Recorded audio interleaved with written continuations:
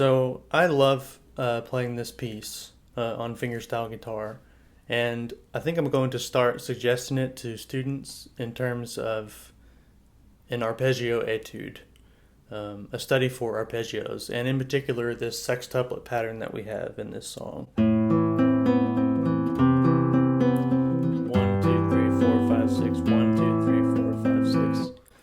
This is such a popular pattern in flamenco music and classical guitar music. You hear it all the time.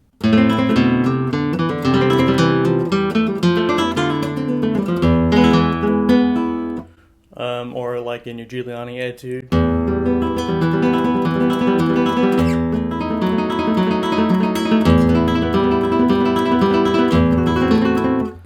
Etc.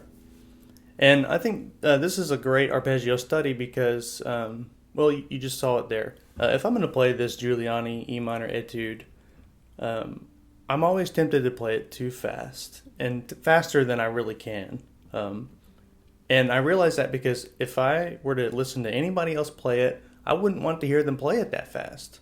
I would think, so what? You can play fast arpeggios, but what's going on in the music? I would rather hear them play it maybe like this.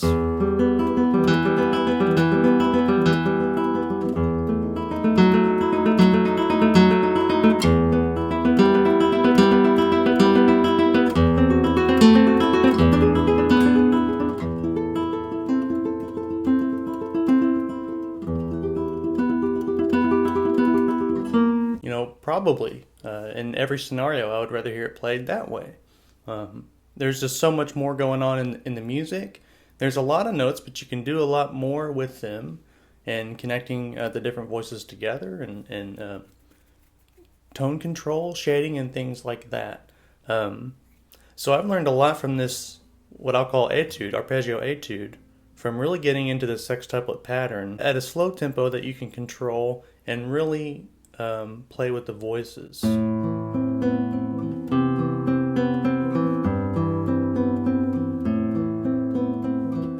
of course, it's a great study, especially if you're working with someone who's new to multiple voices. This bass line is beautiful.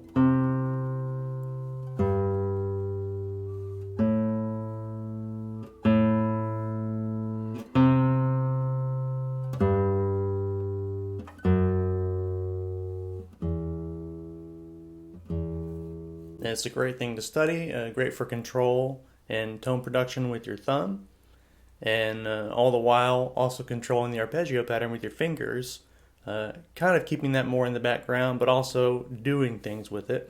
I like to kind of play between feeling it kind of in 6, like 1, 2, 3, 4, 5, 6, 1, 2, 3, 4, 5, 6, kind of like that. And also feeling it in 3, 1 and 2 and 3 and.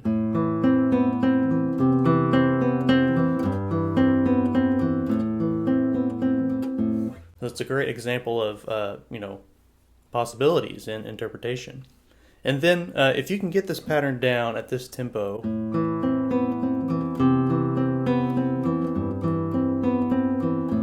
then when you go to the double time part, okay, now we're going to play it faster.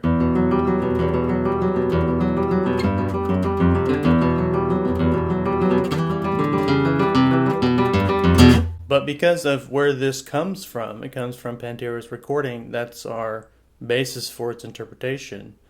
It's still very rhythmic, and that's how we want to hear it. So it's a great example for when you speed up, when you play at a faster tempo, don't lose the rhythmic integrity. Unless there's something very specific that you're going for. But I've struggled with this a lot. If I wanted to speed up, I would also increase the slop factor. I might do something like, it just sounds like a bunch of mess. This is a great study for now you're going to play it double time, keep your strong arpeggio technique, keep your big sound up, but also keep the rhythmic integrity. And then, later on as you continue to study arpeggios, you still keep your rhythmic integrity, no matter how fast you get. Again, unless you're going for something very, very specific. So I would recommend this as an arpeggio study, a sextuplet arpeggio study, to any fingerstyle player who wants a really nice sounding piece of music to study arpeggios. It gives you a very simple, basic setup with the music, a couple of different flavors, but then a lot of opportunity to cultivate technique and develop your interpretation. Figuring out what you want to do with all these possibilities that you have. Just another example of Dimebag Darrell's incredible writing for the guitar. It really blows my mind. And of course, he's playing this with a pick. But you don't see a lot of electric guitarists do the types of patterns that he does. I mean, he really was an amazing guitarist and very innovative. And it's so innovative that it translates to almost a completely different instrument, played a completely different way, normally with a completely different mindset. But it's just an example of, great music. You just can't do much to it. You don't worry about it. It'll be fine. Play it on a different instrument, change it up, play it in a different style. It doesn't matter. It's going to sound great. You really can't mess it up. And that's how great I think this music is. Also, if you've seen anything on my channel before, you're going to know what I'm about to say. Learn this by ear if you don't know it. You don't need tabs. Trust me, you don't need them. Learn it by ear. I'll have the last section played slowly for you at the end of this video, so you can be sure and get all those notes.